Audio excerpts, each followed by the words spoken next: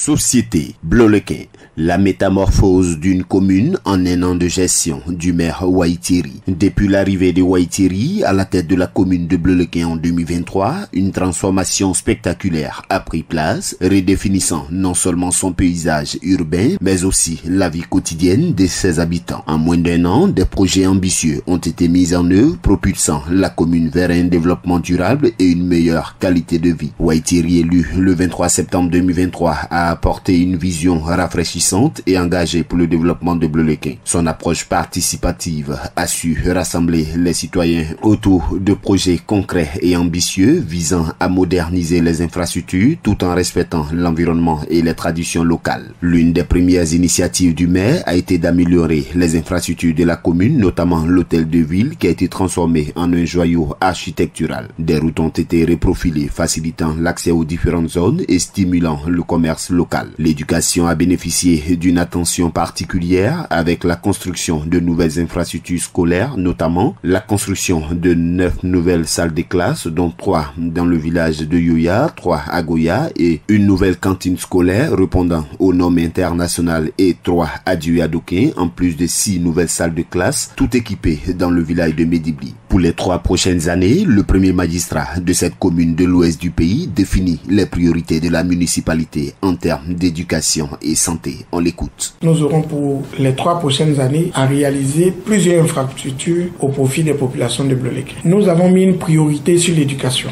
Aujourd'hui, on se retrouve avec des établissements surpeuplés et cette réalité-là, le conseil a voulu apporter une solution à travers la construction de plusieurs établissements. Nous avons défini aussi comme priorité la santé par la construction de plusieurs centres de santé.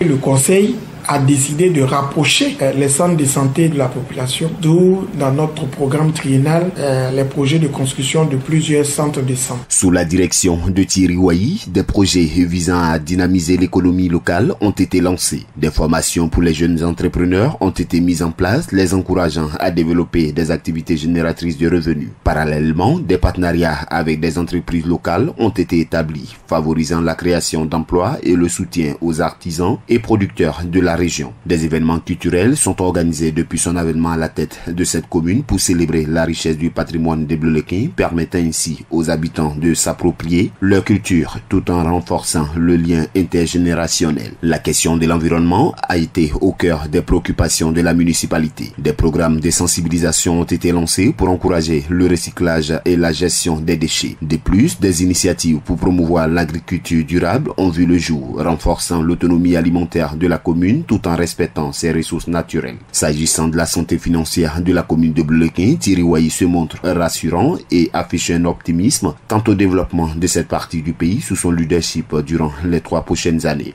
Lorsque nous regardons notre enveloppe budgétaire comparativement à 2024, en fonctionnement, nous sommes en progression de plus de 30 millions. En investissement, nous sommes passés de 269 millions à 431 millions. En ristourne d'impôt d'État, nous sommes passés de 32 millions à 139 millions. Toutes choses donc qui vont permettre à la commune de Bleu-Lequin d'avoir un budget qui puisse lui permettre donc de répondre aux nombreux besoins de notre population. Nous allons redoubler d'efforts en ce qui concerne nos ressources propres pour que lors du prochain programme triennal que notre budget soit encore à la hausse, ce qui va nous permettre de faire toujours face à des besoins de plus en plus importants de la commune de Bleu-Lequin. Une transformation positive de Bleu-Lequin par Thierry Wayi et son équipe en seulement un an de gestion qui ne laisse personne indifférent. Écoutons quelques réactions des populations, à commencer par la présidente des femmes de Bleu-Lequin, Drouin Clémentine, épouse d'Ambélé. Monsieur le maire Waitiri, avec lui, vraiment il y a eu beaucoup de changements à Bleu-Lequin. Voilà, exemple la mairie. Quand tu vois la mairie, tu ne reconnais plus aujourd'hui. Et nous les femmes,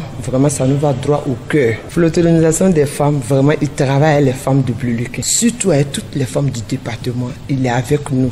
Quand il y a des trucs, il nous appelle, on s'assoit. Et il réalise beaucoup de choses pour les femmes. Actuellement, il est en train de voir pour nous les femmes, si on peut nous payer les conseillers. Donc vraiment, on prie Dieu, que Dieu met la main sur lui pour qu'il puisse le faire. La session s'est bien passée. Le maire et le conseiller municipal ont fait un bon travail jusqu'à présent. Et le programme triennal a été voté. Mais je fais un plaidoyer pour l'État de Côte d'Ivoire. Il faut vraiment soutenir Bleu-Lequin. L'ère Waitiri à Bleu-Lequin illustre comment un leadership engagé, une vision claire et une volonté d'impliquer la communauté peuvent transformer une commune en un temps record. Les initiatives passées en moins d'un an ont non seulement amélioré les infrastructures et l'économie locale, mais ont également favorisé un profond sentiment d'appartenance parmi les habitants. La métamorphose de Bleulequin est un bel exemple, inspirant à suivre pour d'autres communes en quête de développement durable et harmonieux.